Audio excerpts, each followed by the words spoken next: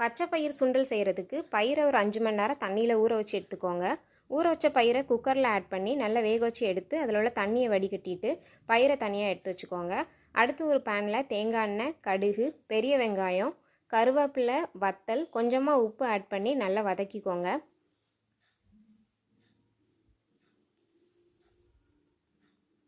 வெங்காயம் நல்லா வதங்கினதுக்கப்புறமா வேக வச்ச பயிரை வெங்காயத்தோடு ஆட் பண்ணிவிட்டு நல்லா மிக்ஸ் பண்ணிக்கோங்க.